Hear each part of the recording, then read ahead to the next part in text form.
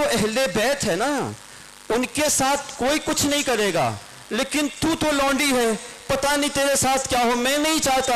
تو ایک مرتبہ جناب زہیرتین کی بیوی کہتی ہیں, ارے جو حال جناب زینب کا ہوگا وہی حال میرا بھی ہوگا, ارے مجھے بھی اپنے ساتھ لے کے چل. لیکن جناب زہیر ان کو اپنے ساتھ نہیں لاتے ہیں اور خود اکیلے آ جاتے ہیں. تو کہنے کا مطلب یہ ہے کہ جو زہیر ابھی دور دور تک تھے, پاس نہیں آنا چاہ رہے تھے, امام حسین کے اندر کتنی کشش ہے کہ چند منٹ کی ملاقات نے عام زہیر کو جناب زہیر بنا دیا. نعرہ حیدری حیدری حیدری حیدری, نعرہ حسین حسین حسین. تو عزیزان محترم, اسی طرح سے اب آپ دیکھیں, میں وسعت بتا رہا ہوں کتنی وسعت ہے اور کتنی سرعت ہے, کتنی جلدی منزل مقصود تک پہنچانے کی صلاحیت رکھتی ہے یہ کشتی نجات, اور اتنی کتنی وسعت ہے کہ جو بہت دور تھا ابھی وہ پاس آیا اور کتنی جلدی کہاں سے کہاں پہنچ گیا. وہ حر جو یزید کے لشکر کا سپہ سالار تھا, عجیب ہے, وہ حر جس نے سب سے پہلے آن کے امام حسین کا راستہ روکا تھا اور امام حسین کے لجام فرس کے اوپر ہاتھ ڈال دیا تھا. کم جرم نہیں ہے حر کا, لیکن وہ حر دیکھیے کہاں سے کہاں پہنچ گیا. جب حر نے امام حسین کا راستہ روکا نا, تو جناب امام حسین نے اس کے دل کے اندر ایک نور دیکھا. وہ نور ابھی چھپا ہوا تھا. امام حسین جس طرح سے کہ کوئی ایک طبیب ہوتا ہے نا, طبیب ہوتا ہے تو وہ چیرتا ہے, آپریشن کرتا ہے, تو ذرا سی تکلیف بھی ہوتی ہے, مگر وہ تکلیف دینے کے لیے نہیں بلکہ وہ ٹھیک کرنے کے لیے یہ چیرتا ہے, آپریشن کرتا ہے. تو امام حسین نے بھی دیکھا اس کے دل کے اندر, اس کے دل کے نہا خانے میں ایک نور ہے, اسے چیر کے اسے نشتر کے ذریعے سے اس نور کو نکالنا ہے. اور وہ نور کیا تھا؟ وہ نور جناب سیدہ کے سلسلے میں احترام تھا. جناب سیدہ کے سلسلے میں احترام تھا. اس کے دل میں جناب فاطمہ کے سلسلے میں ایک عقیدت تھی جو دل میں چھپی ہوئی تھی. امام حسین نے جب اس نور کو دیکھا تو اب ایک نشتر لگانا تھا تاکہ وہ نور باہر آئے, سامنے آئے, وہ جو بھولا ہوا ہے وہ اسے یاد آ جائے. تو ایک مرتبہ امام حسین نے وہ جو نشتر تھا, امام حسین کبھی بھی اس طرح کی گفتگو کسی سے نہیں کرتے تھے. وہ جب بھی گفتگو کرتے تھے تو میٹھے الفاظ میں, الفاظ کا انتخاب اچھا ہوتا تھا, انداز اچھا ہوتا تھا, خوبصورت ہوتا تھا, کبھی کسی کو چوٹ پہنچانے والی بات نہیں کرتے تھے. مگر یہاں تھوڑی سی ضرورت تھی اس نشتر کی, تو امام حسین نے حر سے کہا کہ ثقلت کا امک یا حر, تیری ماں تیرے غم میں روئے, یہ تو کیا کر رہا ہے حر, تو میرا راستہ روک رہا ہے.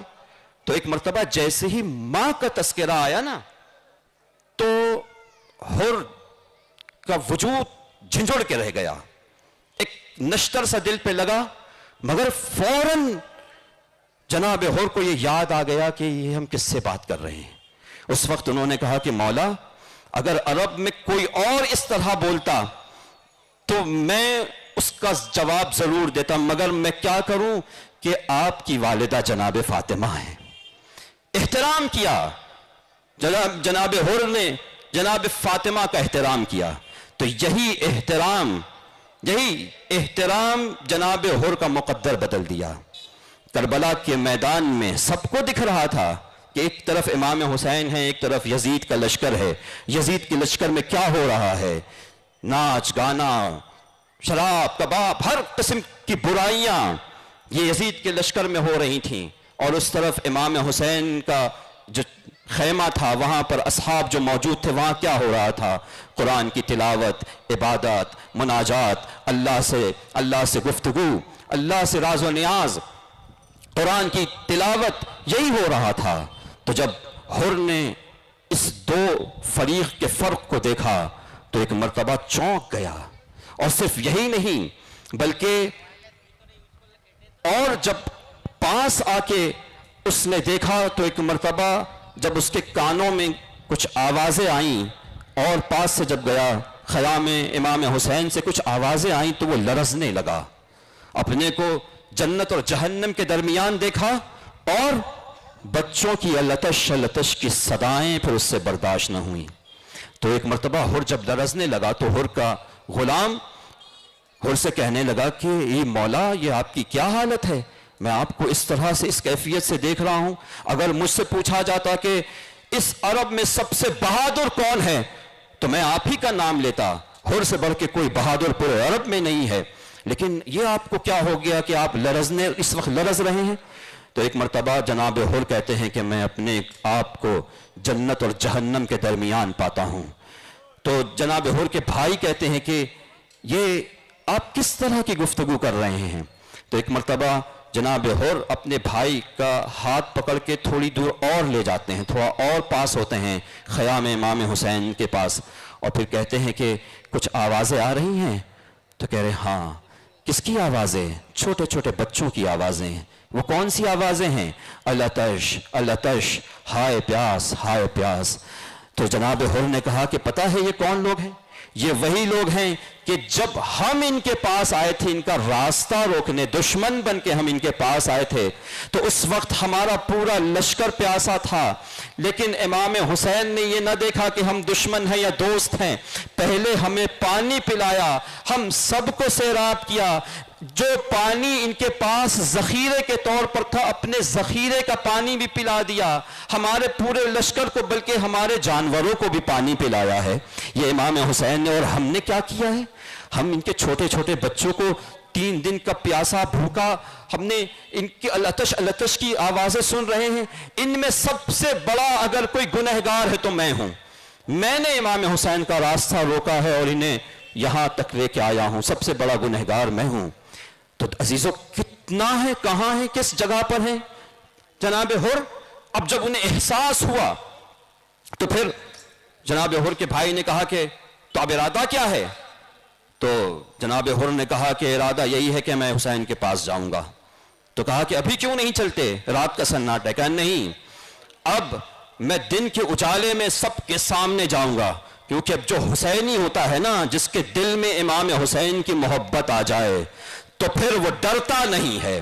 جس طرح سے امام حسین کا راستہ عزتوں کا راستہ ہے تو پھر اس کا بھی راستہ عزتوں کا راستہ ہوتا ہے۔ وہ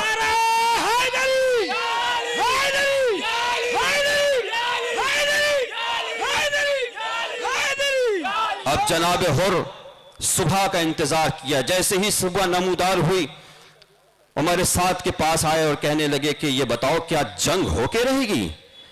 جناب حر کا یہ سوال بتا رہا ہے کہ جیسے کہ جناب حر کو ایسا لگتا تھا کہ جنگ نہیں ہوگی، کیونکہ کچھ بھی ہو گھیرا جائے گا، یہ سب ہوگا، لیکن جنگ نہیں ہوگی۔ بہرحال چونکہ امام حسین فرزند رسول ہیں، ان کو ایسا لگتا تھا، لیکن جب انہیں یہ محسوس ہو گیا کہ نہیں، بات اس سے کہیں زیادہ خطرناک ہے اور اب جنگ ہو کے رہے گی، تو پھر جناب حر نے عمر سعد کی آنکھوں میں آنکھیں ڈال کے کہا کہ اگر یہی ہے تو پھر تو یزیدی، میں حسینی ہوں، اور میں حسینی لشکر کا سپاہی بن کے تیرے سامنے جا رہا ہوں، تو مجھے روک کے دکھا دے۔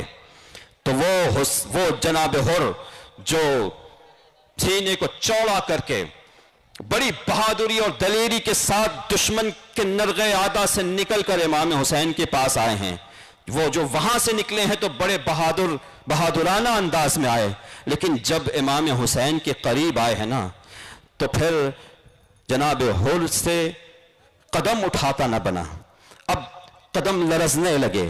ایک مرتبہ اپنے بیٹے سے کہا کہ بیٹا، مجھے امام حسین کے سامنے جانے سے شرم آ رہی ہے، ایسا کرو کہ میری آنکھوں میں پٹی باندھ دو، ایسا کرو کہ میرے ہاتھوں کو باندھ دو، اس طرح سے امام حسین کے پاس لے کے جاؤ جس طرح سے ایک مجرم جاتا ہے، اور دیکھو میرے جوتوں کو میرے گلے میں ڈال دو، تاکہ پورے وجود سے شرمندگی کا احساس ہو کہ میں امام حسین سے شرمندہ ہوں.